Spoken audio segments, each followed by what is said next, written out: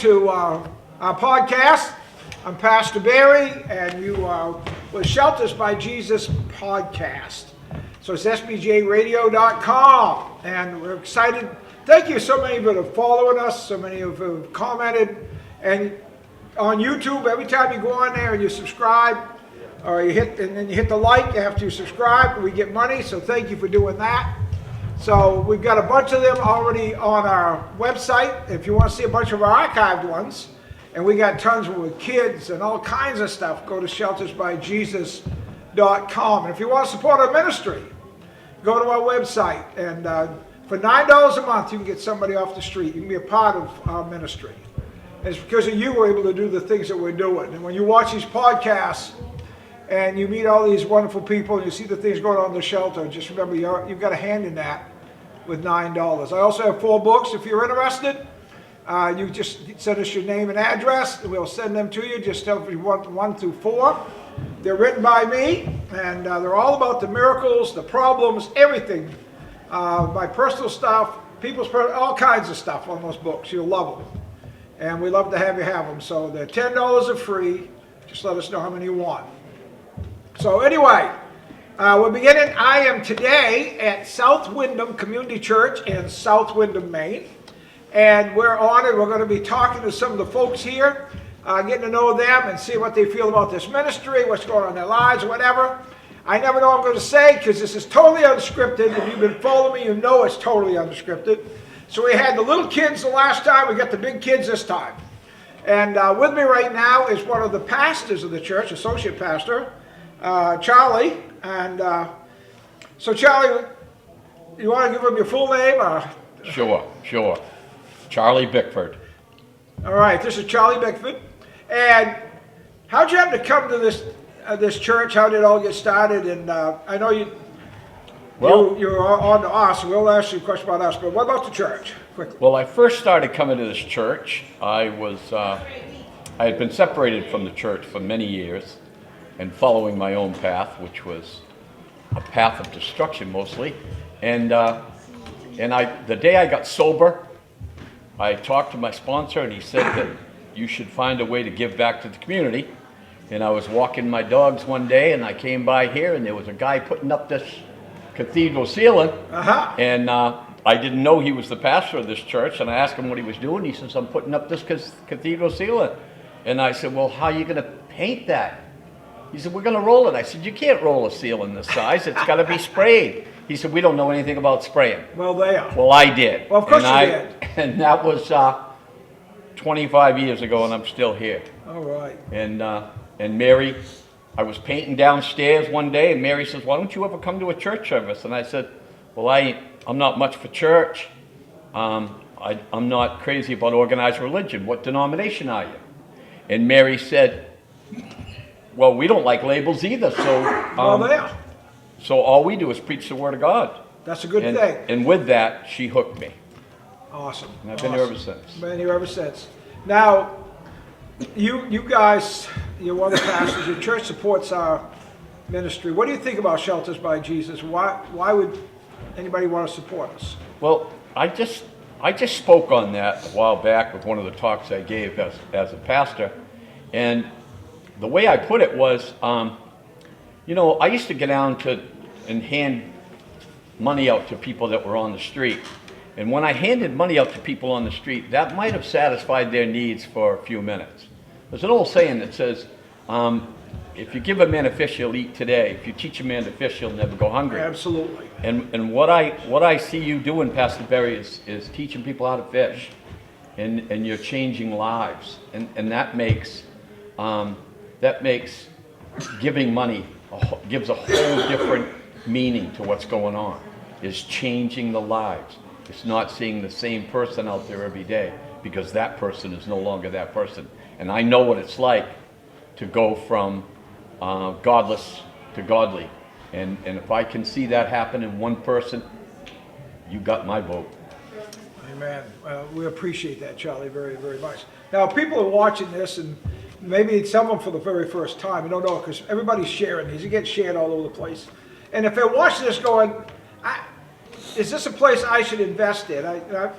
$9, not much, but I like to know that my money is well used. Would you recommend someone to invest in our ministry? Like I said, the ministry is a growing entity. It's changing people's lives. So when you give to this ministry, you're not temporarily fixing the problem. You're fixing the problem. You're getting to the root of the problem and changing people's lives, and that's what makes it so important that everyone should be doing this. So how do you feel about, we got little kids in there, how do you feel about families being left out on the street? How would that make? That is just absolutely horrendous. That is horrendous. I cannot believe that in a country that has so much that can even happen. I don't understand it. Well, it's awful nice getting to know you, Charlie, since I've been here. I know you're one of the leaders in AA and all that, so I know you're involved with people that are hurting, that are addicted and all of that. So it's been a pleasure, and I know that you, along with the other pastors, pull for our ministry here, and you guys do so much. We're going to, before we get done today, we're going to be talking to some more people, but we're also going to show you guys got a ton of stuff. Every time we come down, Seth and I, Seth's behind the camera, he's our chief of staff, we come down here, and it's like we try to figure out how we get all the stuff back. You guys are so giving here. And what I love is, and we talked about that when we show you the stuff, you got a church, 30 some odd people. 30 to 50, 30 to 50 on a good day. And you guys have us on monthly support. When you bring us down here, you just load us up. And you've made trips up to do cooking in our kitchen. You've come up and did stuff with us. And I want to say thank you, Charlie. Oh, we just wish we could do more. We wish we could do more. Well, every time we hear you're coming, my wife and I get together and we say, what have we got and what can we do? Amen. Well, thank you, Charlie. All right, we're going to introduce you to somebody else. Do we have somebody else from the church? We need another victim. Come on down. Come on down. This is fun, isn't it? We're just out having a good time. Like I say, this isn't scripted. I don't even know who all is going to speak today from this church, but I want you to meet these wonderful people because they're great with us. All right, you want to tell them who you are? Jeannie. You're Jeannie. I'm Jeannie. Yes, is that like in the bottle, Jeannie? That's how I describe it because people call me Teeny and Teeny Jeannie. Well, I'm going to say you could probably fit in a bottle. You're about the right size. You're one of those Mike size. That's good. Now, how long have you been going to church here, Jeannie? Oh gosh, I don't even know how long. I started here, I would say probably half the church is my family now. Okay. I mean, my blood family, the rest of them are my family. Okay. And I came when it was just me and Charlie. And Oh. now we have like 15 or so of our family members, and every week there's new people, so it's awesome. Awesome. Yeah. Now, the $50,000 thing is you've been up to our shelter. I have. And you were with a group at Cook before. Yeah. So what did you think about that, coming up and cooking for the homeless? I mean, people could say, I'm uncomfortable around those kind of people. How did you feel about being there, Judy? I would love to go up there every week if I could. Oh, bless and your do heart. that. Did For you hear real. this? I love this lady, by the way. She's short, but she's nice, all right? I would, I love to cook. So, we have to be about our Father's business, Amen. right? Absolutely. And he So- likes this cooking. Yeah. Yes, especially if Yeah. I'm around. He likes you cooking. It's such a blessing, to have people that can enjoy that. I myself, we're not a wealthy church. We're not wealthy people here. You don't know this, but when I was a teenager, I was this close to being homeless with Really? with my son. Yes. I did not know that. Yes. So, What's we're that? very, very poor. Let me ask you, what does it feel like to be on the verge of being homeless? Because I've never been there. It's the worst feeling ever because you're not scared for yourself. You're scared for your children. So Your child. now we have one lady has 6 children with us, single mom. The youngest one just turned a month old. How would you think she felt facing homelessness with 6 by herself? Horrified. It's got to be the worst feeling to ever have, to not know where your kids are going to sleep the next day and who they're going to be around, because you don't know, and you're young, or you're just And a she's woman. young. She's 24 Yeah. years old with 6 children. Yeah. And And that's scary. But I can tell you that introducing her to Jesus is going to be the best thing that's ever happened to her. Well, we're awful excited there. So when people say to you, well, they say to us, I run into it in pastors, they go, I feel so uncomfortable with them in my church. Now, you got a church, you got a little rural church, and you're a close-knit group. Mm-hmm. And say a bunch of homeless people showed up and go, we'd like to go to church with you. How would that make you feel? How would you respond to that? Love it. I would love that. Awesome. I would love to introduce anybody to Jesus. And I have to be careful sometimes because I'm an extrovert. You are? So, yeah. I thought you might be. So I may come off strong. So yeah, it's to share Jesus is a really good thing, and to know how to do it properly. And I think one of the best things that I've heard, one of the simplest, and that's what you do. You keep it simple, right? Absolutely. Give them a sandwich. I wonder where you heard that. Give them a sandwich. Yeah. I heard that somewhere. Yeah. A bologna sandwich is the greatest tool for evangelism was ever created. Absolutely. But I had a sandwich that's made by one of the young ladies here today. Dang, I was better than bologna. I don't know what was in that thing, but oh Lord. I tell you, good thing I'm not around her very long, because that diet I've been on, I'd blow that sucker wide open. That was a sandwich, man. I looked at it and said, whoa, bro. It was. By the way, we had a meal here. I got done preaching, and I spoke here this morning, and they had a meal. If you want to eat, you want to go to some of these small churches with these people that cook. Because, brother, but if you're on a diet, run into the night screaming, because this ain't, at lunchtime, that ain't the place to be for a man on a diet. Right. I got to go, I'll have to be fasting for the next 3 days just to offset that stuff I had today. But it's worth every minute of it, by the way. So, Yeah.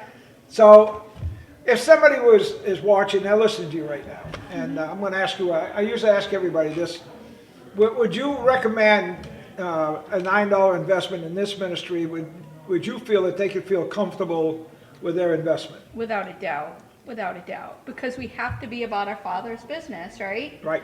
And the purpose of us is not for ourselves here, it's for Him. And I think that we all need to be reminded of that, and we are every time you come. I know that we're a great church. You are a great church, and I will stamp that. We do help one another. As a matter of fact, during the storm, or not the storm, but that frigid weather we just had, the pastor shot out an email, a text, and said, look after each other, help each other through this, and reach out to each other, because we have some elderly people. So Awesome. Yeah. Well, I appreciate you taking the time to be on my podcast, and I appreciate the fact that you support us. I appreciate the fact you've come and cooked with us, and I hope you'll come cook again in the future. I hope to. All right. Absolutely. All right, Jeannie. Thank you. Yeah, all right. These are all wonderful people from this church we're interviewing, and I'll bring in another victim to share here. I hope you're having as much fun with this as I am. And I want to do more of this. I want to go, when I speak in churches, I'd like to do a podcast afterwards and introduce you to these folks that have become representing Shelters by Jesus. Because if they're accepting us doing this, then they are for the homeless. And we need more of that. If you've heard my podcast, you've heard my messages, I've been beating the drum pretty loud. So now we have with us another pastor from the church. And you want to say your name? My name's Larry. So it's Pastor Larry. Yes, sir. And how long you been pastoring? I've been here, I'm going to say 3 years now. 3 years, okay. I think I was here when the first time you ever spoke. The first time I ever met, When I spoke, but you were going to speak the following Sunday. You just spoke a little. So tell me, what do you think about this homeless ministry stuff? I'll tell you, the first time I met you and heard your sermon, you blew me away. Really? And what I mean by that is, I see a man who speaks from authentic. You know, what you do is authentic. It's real. It's true. It's happening. Some talk the talk, but they don't walk the walk. And Shelters by Jesus, I see, is walking the walk. You might not even be talking about it as much, but but you're doing it. You know, when other people say we're gonna do it, but you guys are doing it. And I mean, you're seeing you're seeing people come to Jesus, all the time, constantly. Yes. Some churches might not even see that once in a year or a couple times a year. You're seeing it like daily. Well, I tell you what, we sure appreciate coming here because we're always so welcome. Seth and I talk about this. We tell the people at the shelter, you'd think you're at the shelter. Don't we, Seth? If you come down there, because it's just big family. It's another one of those. We have some small churches like this that are just like our family. They really are. And we're always excited to come and spend some time with you. So I know I drive everybody nuts, and I ask them, because people are watching this, and I know the people are wondering about spending money. Now, you're a pastor. Would you recommend to them if they're going to invest in something, they want to invest in something that of God's work that's going to have something for God, that they would invest, that a $9 investment in this ministry is a worthwhile deal? Oh, amen, definitely. You know, this is real. You're helping people get off the street. You're bringing them to Jesus. You're changing lives. I mean, you know, some places we send money to and you don't even know if it's happening, but here we see it happening. And we hear the stories and we hear the wonderful things happening there. And I mean, $9, if you got more, give it. I mean, you know, that's what God says, you know, I love a cheerful giver. Yeah. So, you know, you give more will be given back. A good measure pressed down and shaken together. So We like that. I can't see a better place to be putting the money. For sure. Larry. So you're looking at the state of our country as a pastor like myself. And what would you say to pastors that are watching? How should they respond to homelessness? I mean, I think we've got to open up our heart to it. I see a lot of beautiful churches out there, a lot of ornamentation going on, nice suits, things like that. But the money, you know, is not getting out there to the people who need it. I mean, Jesus told us that, you know, when you gave me a cup of water, when I was thirsty, you gave me a cup of water. When I was hungry, you gave me something to eat. Yes. And they asked when. It's when we give our hearts and our money and we help the people that need help. And that's what we're called to do. That's what the churches are called to do. And a lot of times we just, you know, we sit down, we have beautiful worship, we have, you know, beautiful sermons, but are we really helping the homeless and helping those in need? Well, and that is our call. I'm going to put you on the spot since you're a pastor. I'm going to ask you a question I've asked nobody up to this point on any of my podcasts. I have pastors, I've had them come up and tell me that they don't do certain things, they don't share the gospel or whatever, or they wouldn't touch homeless because they don't want to risk losing their job. What would you say to, if I come up to you and I said, Pastor Larry, I would like to do some things for Jesus, but I don't want to lose my job? Well, I'll be honest with you. I was with, and I won't mention any names, I was with a mega church that had 1,000 people. I had a servant evangelism ministry where I was out in the public once a month, and we either washing cars for free or we're doing things in the community for free just to bring about awareness. I had 3 people that were working with me. They were poorer. I mean, you know, maybe not the greatest clothes. They had the biggest hearts I've ever seen. Amen. And they were sitting there working with me, and they loved it. And I met with one of the pastors about my fancy budget, and you know, they said, well, you know, you got to kind of be careful about who you choose to participate in these things. And I'm like, excuse me? I don't remember Jesus requiring anybody to change their clothes. You know, when he said, woman, you know, you're healed, or I'm going to help you. I don't remember him saying, well, you got to change who you are or the way you look first. And what I want to say is, put God first, put Christ first, not what people want or your church wants, but what the Lord wants. And I left that church, I came to a smaller church, and I'm loving it. You know, a church. Well, I went nuts the other day in one of my messages. I haven't got a lot of comments back. I get from a couple pastors that agree with it, but tell me what you think of this. I said, this is what I said, if this is a job for you, right now in America, I just heard on TV, there's 2 jobs for every person. Go get a job. If this is a job, and let somebody come in the pulpit, it's going to love these homeless and the other people. That's what I say. Amen. If this is a job, you're in the wrong business. I just changed jobs, so I just got a new job. There's plenty of them out there. I want to be like Paul. What did Paul say? Paul said, I do this for a crown, I don't do this to get paid. I do this for... You ain't doing it to impress people. Right, I'm doing this to run a race. You know, and hopefully get a victory. I said, if this ever becomes a job to me, I'm going to go get a job where I make some money. Amen. You know, there's good paying jobs out there. So being a pastor, especially we're dealing with in America with all this sadness and homelessness, if we're concerned about our job, I'm concerned about the pastoral business out there right now. Definitely. But that's why I love coming here, because you guys, all you think about is helping people, and that's what this church is about. So, Larry, thank you for taking the time. Thank you. Bless being you. on my podcast. Thank you. Bless everybody. All right. Give. Hattie, you coming down? Okay. So what are we going to do, 20 and start a new one? Or just let it roll? Let's just go. Well, let me tell you, now this is a real honor because this young lady right here happens to be my wife's aunt. So I really know her name, all right? And her and her husband's going to be with Jesus. But they're two of the sweetest people, and I don't care if I'm on a podcast or they're here, I'm talking to somewhere else. They're probably two of the sweetest people God put on earth. And this is my wife's aunt, Hattie Jane Stotts, right? That's right. Have I got it right? You have it right. All right. So, Aunt Hattie, what do you think of this homeless ministry stuff we're doing? I have watched you for years. When you had the church, you had the people, and then you started the shelter. And it was wonderful to see that you, even though you had trials and tribulations and hurts and misunderstandings, you did what God wanted you to do. And I think God has blessed you and blessed you and blessed you. That he has. That he has. So how do you feel about the homeless population and taking care of the homeless? What would you say about that? I think we all have homeless people around us, and I think we need to be concerned. We need to care, we need to have a heart for them. And we need to listen to God. So if somebody said to you, well, Hattie, you know, our church, we clean it up, we've got it all nice. If we let some of them homeless people come in, they may damage something here in our church because they may not even care about it. What would you say to them? It's repairable. I love that. That's the answer. It's ding, ding, ding, repairable. ding. I got a winner, Seth. That's the answer. Yeah, we had, oh, I'm telling you, there were 4 boys straight out. If there was other pits of hell, that's where they came from.